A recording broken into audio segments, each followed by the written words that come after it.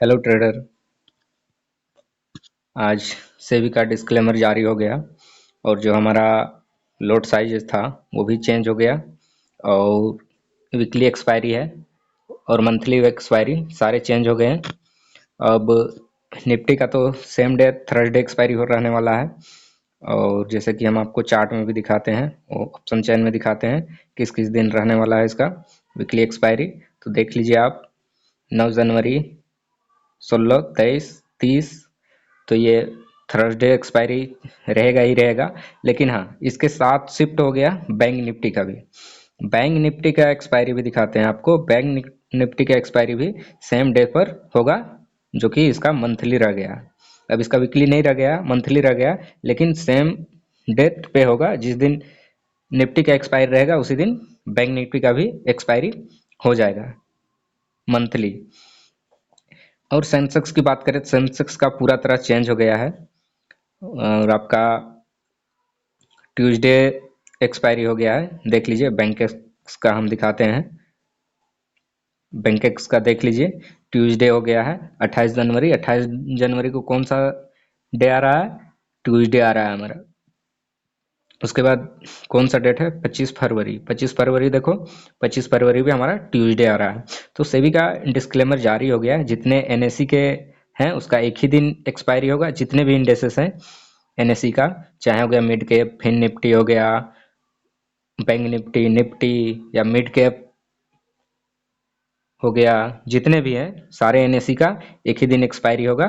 तो हमें वॉल्यूम अब देखने को नहीं मिलेगा, सिर्फ दो ही में वॉल्यूम देखने को मिलेगा, एनएससी में भी, निफ्टी और बैंक निफ्टी। बाकी धीरे धीरे फिन निफ्टी हो गया, मिड कैप हो गया, ये धीरे धीरे वॉल्यूम घटते जाएंगे और बाकी वॉल्यूम इन्हीं दोनों में शिफ्ट होने वाला है। और बैंकेक्स में भी वॉल्यूम शिफ्ट होगा, बैंकेक्स और सेंसेक्स में वॉल्यूम शिफ्ट होने वाला है। जो मिड कैप फिन निफ्टी में ट्रेडिंग करते थे या नेक्स्ट 100 में जो एनएससी के इंडेसेस में करते थे, वो अब शिफ्ट होने वाले हैं सेंसेक्स में, सेंसेक्स और बैंकेस में। तो इनमें वॉल्यूम बढ़ती दिखाई देना चाहिए हमें।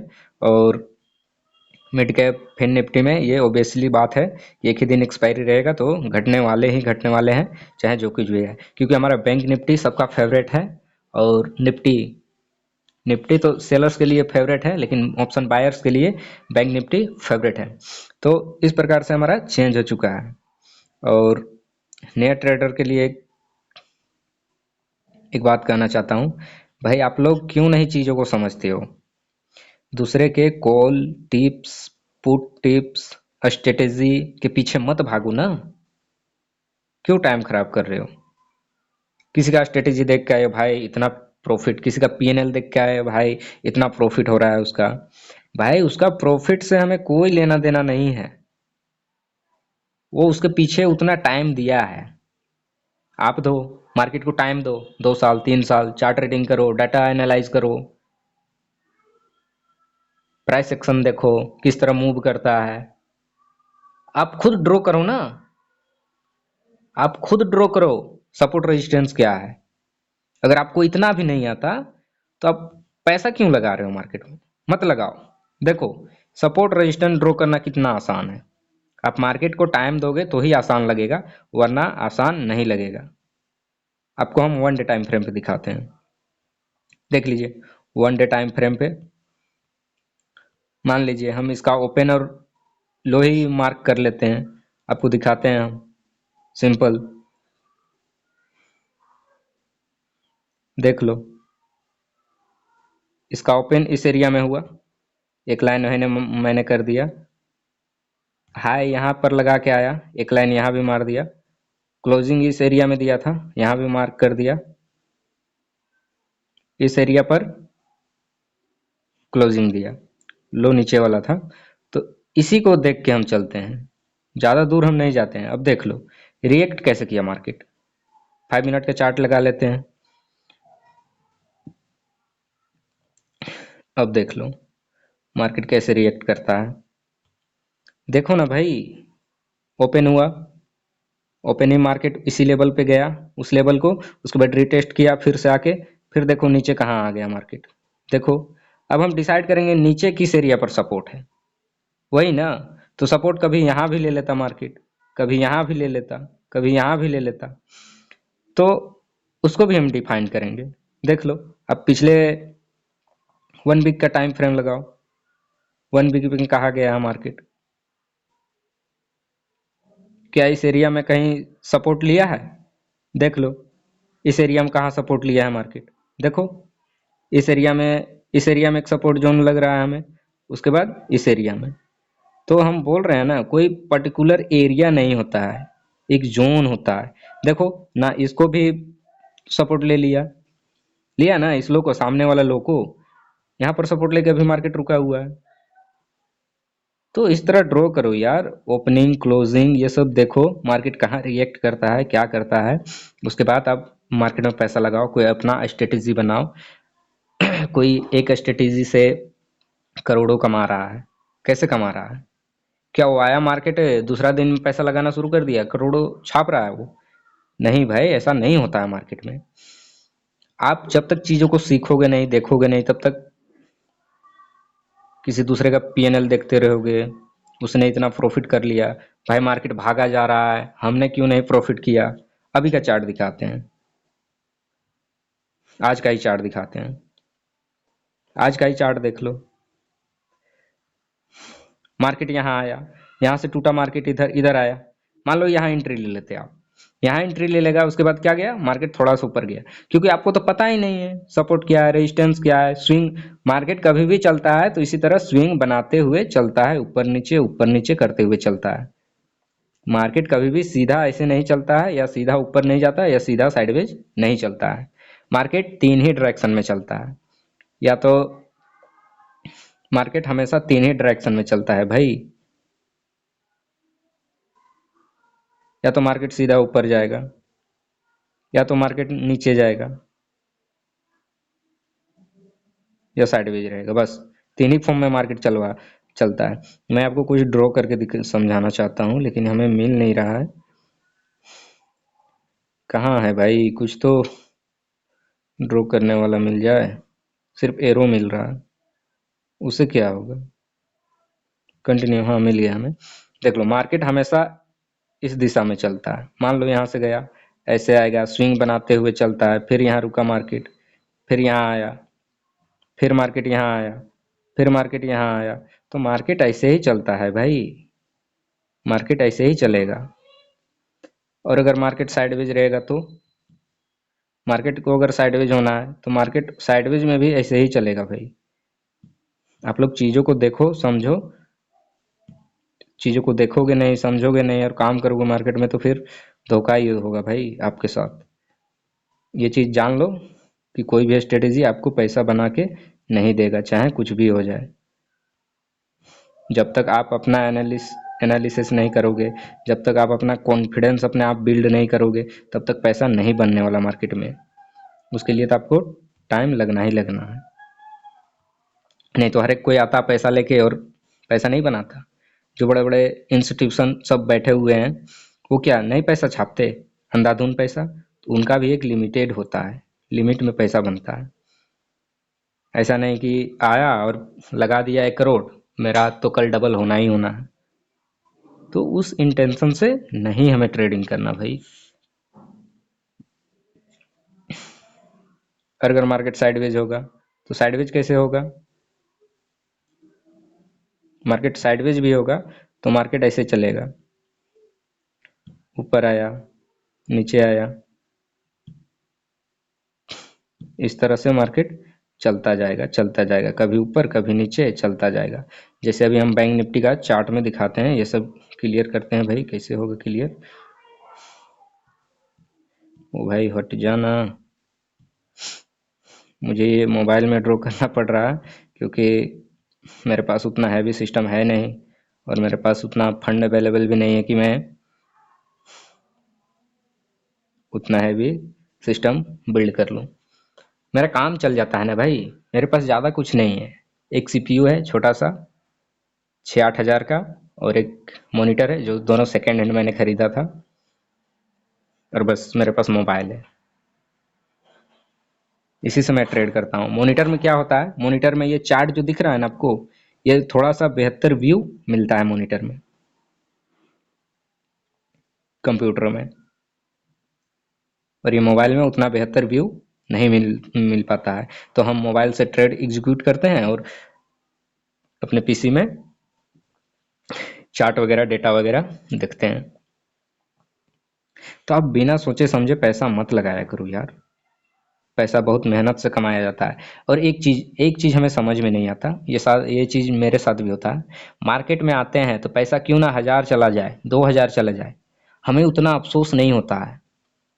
लेकिन हम एक रेडी वाला पास जाते हैं, सब्जी वाले पास जाते हैं, बेकरी के स्टोर में जाते हैं, तो क्या हम देखते हैं, हम एक एक दो दो रुपया के लिए तोल भाव करते हैं उनसे।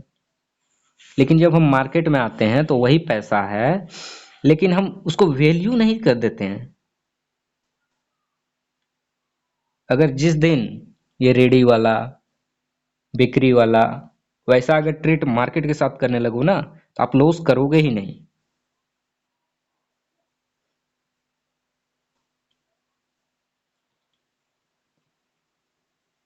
तो ऐसा नहीं होता है। मार्केट को कोई भी टाइम दो, मार्केट आपको सिखाएगा ही सिखाएगा। और आप, आपके ऊपर वाले हिस्से में ईश्वर ने दे के भेजा है, उसका यूज करो भाई। उसका यूज नहीं करोगे तो मार्केट में धोखा ही धोखा खाओगे, और कितना भी कैपिटल लेके आओगे वो कैपिटल उड़ जाएगा। आपको स्ट्रेटेजी देखने को मिलेगा, बथेरा पड़ा हुआ है सोशल मीडिया में, बथेरा। किसका यूज करोगे, कौन सा स्ट्रेटेजी यूज करोगे आप, आपको सूट कौन सा करता है, उन्हीं में से एक पकड़ लो ना, उन्हीं में से एक पकड़ लो। 1 महीने 2 महीने उसी में ट्राई करके देखो। और एक क्यों, 10 स्ट्रेटेजी पकड़ो, 10 में काम करके देखो, पैसा मत लगाओ।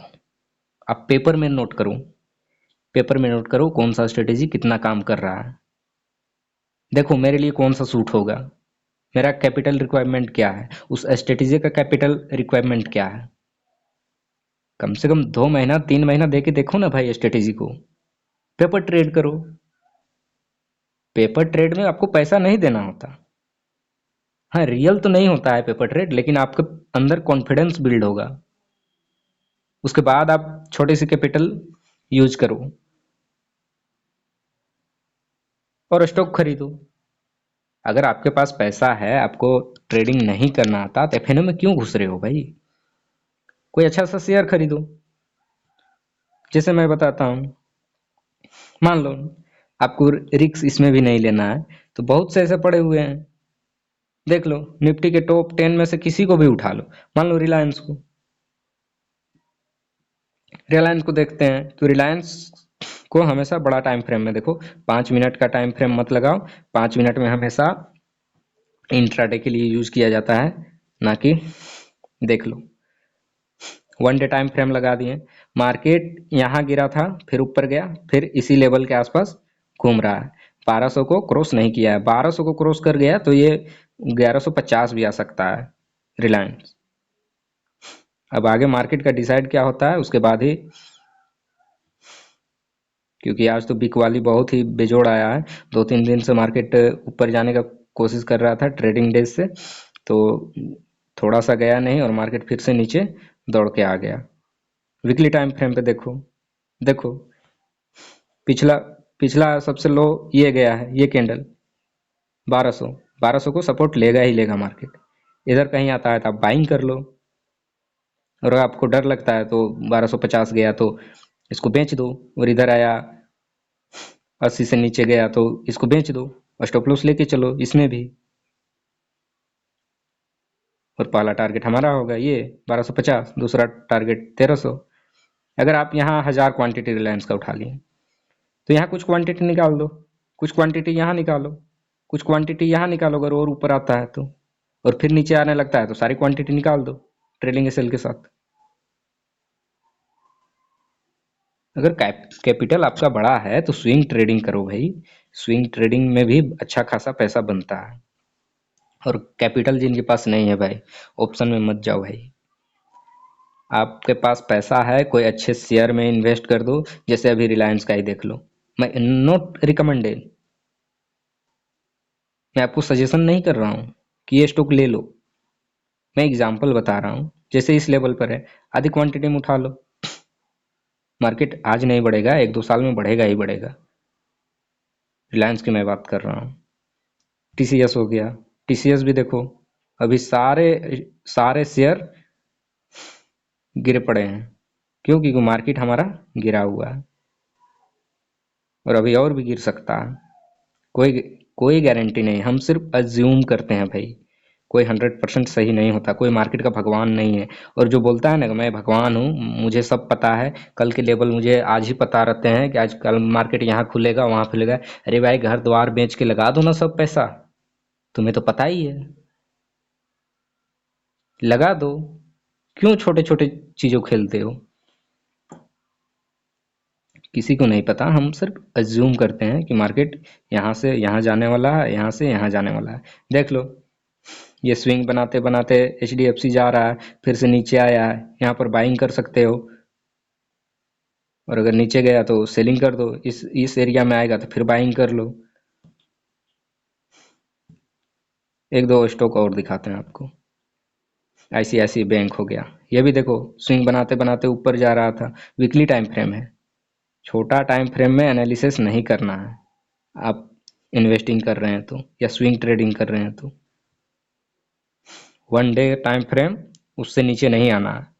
वीकली लगा लो, 1 डे टाइम फ्रेम लगा लो। अब देख लो, स्विंग बनाते बनाते ये ऊपर ही जा रहा है आईसीआईसीआई बैंक। तो हो सकता है इस लेवल तक आके ऊपर जाए। तो डिसाइड करो आप। लॉस, पहले स्विंग ट्रेडिंग से सीखो ना भाई, बहुत कुछ सीखने को मिलेगा आपको। इन्फोसिस भी हम दिखा देते हैं आपको। इन्फोसिस अभी यहाँ तक आया था, फिर ऊपर चला गया। तो अभी इसमें बाइंग मत करो, इसके ऊपर निकलता है तो ही बाइंग के बारे में सोचना, वरना अभी बैठे रहो। हाँ, हो सकता है इधर आए, इन्फोसिस इस एरिया में आए तो फिर उठा लो, क्या दिक्कत है? अगर आपको ऑप्शन ट्रेडिंग के बारे में सीखना है तो फ्री में यूट्यूब के बथेरो चैनल है। किसका मैं रिकमेंडेशन करूं? आप किसी का भी वीडियो देख सकते हो और आपको बहुत कुछ सीखने को मिलेगा। सोशल मीडिया में उतना चीज़ है सीखने के लिए, और मैं भी सिखाने के लिए रेडी हूँ। मैं जो कुछ भी सीखा हूँ आपको सब कुछ सिखाऊंगा। मैं नहीं करता डेली ट्रेडिंग, क्योंकि मैं काम भी करता हूँ भाई। अभी शेयर मार्केट से उतना पैसा मेरा नहीं बनता है, मेरे पास कैपिटल नहीं है उतना। मैं नहीं करता हूँ, सिंपल।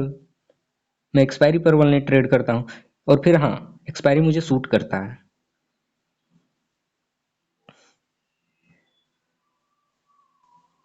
आज का मेरा ट्रेडिंग देख लो, कोई पोजीशन नहीं है, कोई पोजीशन नहीं है मेरा। आज हमने ट्रेड ही नहीं किया। मार्केट कहाँ से कहाँ आ गया देख लो आप भी। निफ्टी को ही दिखाते हैं, देखो मार्केट कहाँ से कहाँ चला गया। 5 मिनट टाइम फ्रेम दिखाते हैं आपको और देख लीजिए मार्केट कहाँ खुला। इस एरिया में खुला, आपका इस एरिया में खुला 24,000 के ऊपर, और कहाँ गया 600 आ गया मार्केट। 400 पॉइंट का निफ्टी दिया।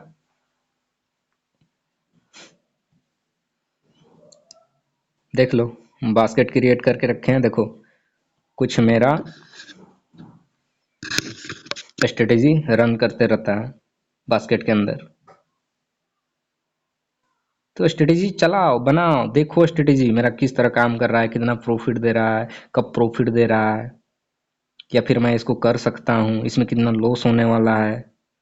अपना स्ट्रेटेजी रन करो भाई। बास्केट में लगा के मैं चेक करते रहता हूँ कौन सा स्ट्रेटेजी कितना प्रॉफिट देने वाला है, कौन सा स्ट्रेटेजी कितना लॉस देने वाला है। आज के लिए इतना ही, वीडियो बहुत लंबा हो गया यार। खैर, आपको कुछ सीखने को मिला हो तो मुझे संतुष्टि मिलेगा। और आज के लिए बस इतना ही, मिलते हैं फिर किसी वीडियो में।